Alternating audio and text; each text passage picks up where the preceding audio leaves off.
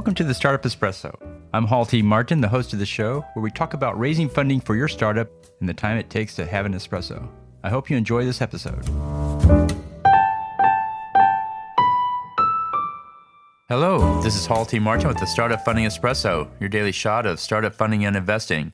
Storytelling is a key skill for any startup raising funding.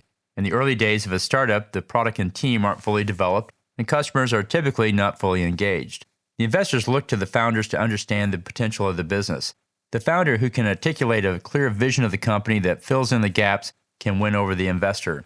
Such a skill demonstrates to investors the ability to win over potential employees, future customers, and critical partners to make the business successful. If you can't convince an investor of your story, how will you convince a customer to buy from you? When talking to investors, the story comes into play when you're defining the problem you're solving.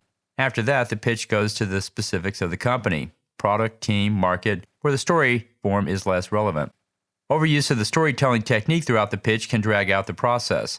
When an investor asks how many people are on the team, it's best to give a straight-up number rather than a story that explains the history of hiring each team member. If the investor is interested to learn more, then they will ask. Thank you for joining us for the Startup Funding Espresso, where we help startups and investors connect for funding. Let's go start up something today. Hall T. Martin is the director of Investor Connect, which is a 501c3 nonprofit dedicated to the education of investors for early-stage funding. All opinions expressed by Hall and podcast guests are solely their own opinions and do not reflect the opinion of Investor Connect. This podcast is for informational purposes only and should not be relied upon as a basis for investment decisions.